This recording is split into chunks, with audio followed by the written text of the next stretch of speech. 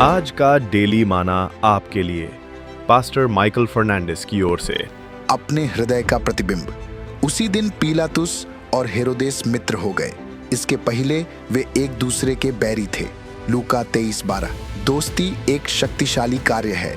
यह या तो हमें उच्चतम स्वर्ग तक उठा सकता है या हमें गहराई तक नीचे खींच सकता है। हेरोदेस और पीलातुस के मामले में उनकी नई दोस्ती ईमानदारी के आपसी समझौते और उनके सामने खड़े सत्य यीशु मसीह के प्रति साझा उपेक्षा पर मुहर लगी थी। बुद्धिमानों की संगति कर, तब तू भी बुद्धिमान हो जाएगा, परंतु मूर्खों का साथी नाश हो जाएगा। नीतिवचन 13:20। मित्रता केवल साहचर्य के बारे में नहीं है, यह प्रभाव के बारे में है। हमारे मित्र हमारे विचार, व्यवहार और यहाँ तक कि हमारी आत्मिक स्थिति को भी प्रभावित कर सकते हैं।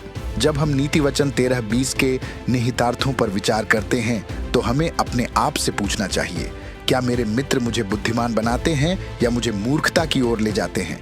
धोखा न खाना, बुरी संगति अच्छे चरित्र को बिगाड़ देती है। 1 कुरिन्थियों 15:33। पीलातुस और हेरोदेस ने अपनी सांसारिक स्थिति और अधिकार को बनाए रखने के लिए उनके सामने यीशु की दैवी उपस्थिति की अवहेलना की। उन्होंने नैतिक ईमानदारी पर अपनी सामाजिक प्रतिष्ठा को प्राथमिकता दी।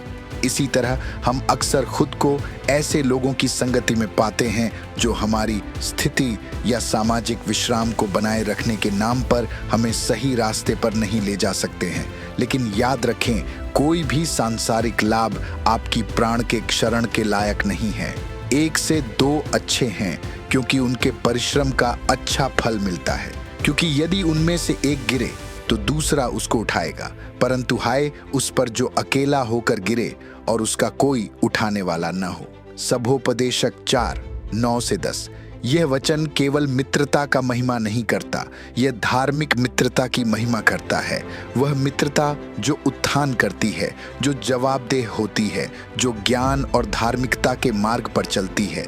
बाइबल हमें चेतावनी देती है, हे व्यभिचारिणियों, क्या तुम नहीं जानती कि संसार से मित्रता करनी परमेश्वर से बैर करना है? सो जो कोई संसार का मित्र होना चाहता है वह अपने आप को परमेश्वर का बैरी बनाता है। याकूब 4:4। ऐसा नहीं है कि हमें उन लोगों से मित्रता नहीं करनी चाहिए जो हमारी मान्यताओं से सहमत नहीं हैं। वास्तव में प्रभु यीशु खुद महसूल लेने वालों और पापियों के मित्र थे।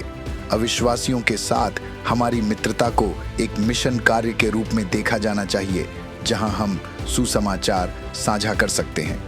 लेकिन जब प्रभाव उलटने लगता है, जब हम पाते हैं कि हमारे मूल्य, नैतिकता और विश्वास डगमगाने लगे हैं, तो यह हमारे संगति का पुनर्मूल्यांकन करने का समय है।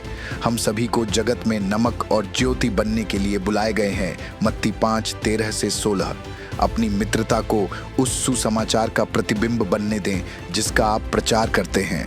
ऐसे मित्र रखें जो आपको जैसे लोहा लोहे को चमकाता है।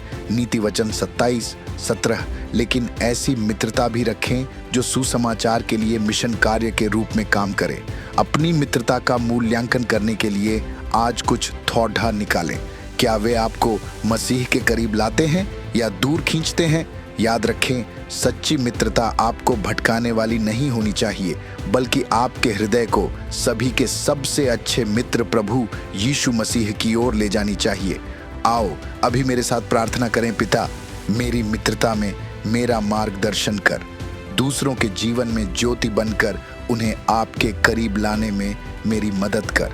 मुझे ऐसे लोगों से घेरें जो आपके साथ चलने में मुझे ऊंचा उठाएंगे और मेरा मार्ग सीधा रखेंगे। यीशु के नाम में, आमीन।